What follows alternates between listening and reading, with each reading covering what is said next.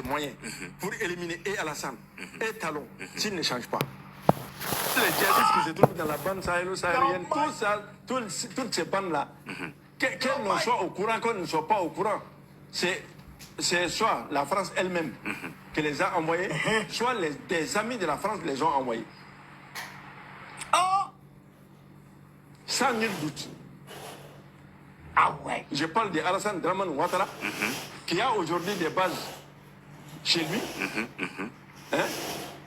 Et Alassane ne peut pas faire machine arrière. Il y a des gens qui disent qu'il n'a qu'à être raisonnable. Alassane ne peut plus être raisonnable.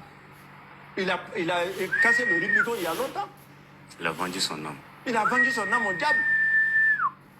Le diable même est petit. Il a vendu son âme même à Lucifer. Vous comprenez? Lucifer. Talon est sur la même démarche. Patrice Talon. Patrice Talon. Mais qu'est-ce que ça leur coûte de rompre avec la France et d'être avec son peuple? Qu'est-ce que ça leur coûte? Question. Si tu es avec ton peuple, tu vas faire ce que tu veux. Mais si tu n'es pas avec le peuple, tu vas faire, qu'est-ce que tu vas faire? Un jour ou l'autre, tu es sûr en tout cas que ça va mal se terminer. Le Sénégal, les dirigeants actuels du Sénégal étaient sur la bonne voie. Mais dès qu'ils ont eu le pouvoir, ils ont changé. On se met pas. Mais pourquoi? Moi, je sais pourquoi. Le président actuel, Diomaye Faye, sa femme, est la petite sœur de la femme de Macky Sall. Même mère, même père. Il va lui faire du mal comment? Ouais, le papo. Ouais, le papo maintenant. C'est pourquoi Macky Sall est sorti avec toutes ses richesses impunément. Il a même son jet privé. Ok.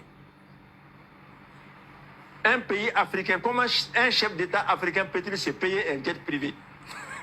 Comment? Il faut que ces chefs d'État-là, parce que nous-mêmes, on a... Faut dire qu'on irait de la paix. Parce qu'on ne fait rien contre eux là.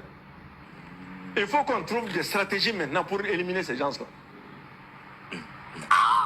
Ils cherchent à éliminer nos leaders. Oui.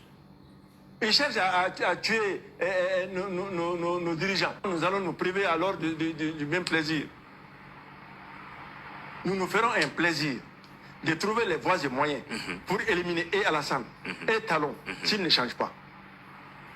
Ceux qui créent l'insécurité disent qu'il faut venir au Mali pour chercher la solution. Alors que ce sont eux qui créent l'insécurité. On va faire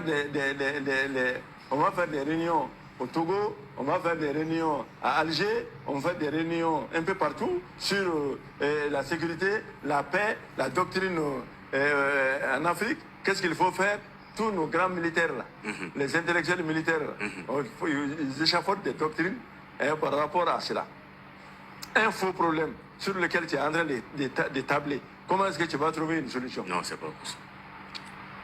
Toutes les solutions sont vaines parce que ceux qui veulent, par exemple, dans tous les accords signés, les partenaires techniques et financiers, c'est ceux qui cherchent la guerre.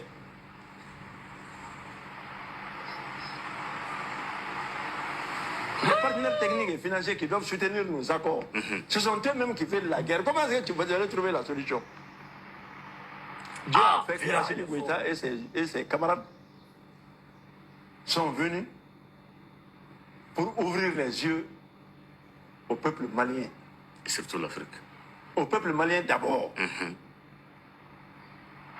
Ça a été dur, mais le peuple avait compris.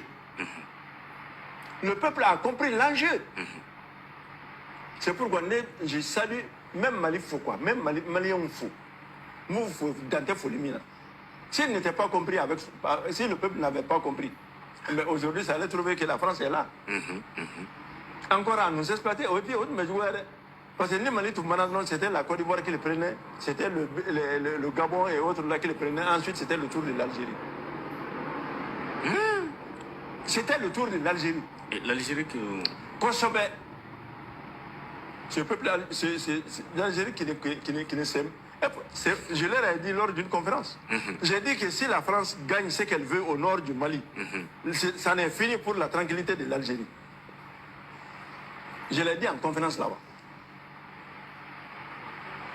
Mais ils ont cru que c'était des paroles comme ça, venant des Noirs là, qui ne savent pas lire, qui ne connaissent pas la différence entre ses poings et ses fesses. Ce n'est que la vérité. Le combat du Mali, ce n'est que le combat de la vérité. Nous ne sommes contre aucun peuple. Mais si le peuple voit ses dirigeants faire du mal et ne dit rien, nous sommes contre aussi ce peuple. Tout dirigeant qui nous fait du mal et que le peuple ne dit rien par rapport à ses dirigeants, eh bien nous sommes aussi contre ce peuple. Ah, le vieux on parle à Kanakila. Moi, je m'a fait quand même mara, quand on m'a dit que la kéka n'a voulu là, quand on a venir de Ngalamana. Eh bien, Maliako, trop fort. Quand je vois des gens qui, pour citer la France, ils prennent des gants, pour dire que alors, nous allons, il y a un pays tiers, un pays extérieur. C'est la France. Il ne faut pas chercher les billets à 15 heures. La France et les États-Unis. Voilà les problèmes du monde. Voilà les véritables problèmes du monde. Il faut que les gens se réveillent. Eh, tu es étrange. Mais tu es un relais. Regarde, mais. Ah. Quand on est couvert. On te découvre. Donc, prenons courage. Les causes de l'insécurité en Afrique, et dans le Sahel et au Mali, c'est la même cause. Et il n'y a qu'une cause. La boulimie de l'Occident face à nos richesses. L'Occident veut prendre toutes nos richesses. Voilà le problème. C'est tout, hein. Si la France défend la justice, si la France est un peuple de valeurs, pour quelles raisons elle a des bases en Afrique? La question mérite d'être posée. Est-ce que les bases françaises nourrissent? Est-ce que ça nous amène à l'école? Est-ce que ça crée des usines? Est-ce que ça crée quelque chose pour nous développer? Ça ne crée rien. Ça ne crée rien. Rien qui nous intimide. Nous menacer. Nous faire la guerre. Organiser notre déstabilisation. Voilà à quoi servent les bases françaises en Afrique. Si le Parlement français ne réagit pas contre cela, c'est la France elle-même qui va récolter les pots cassés.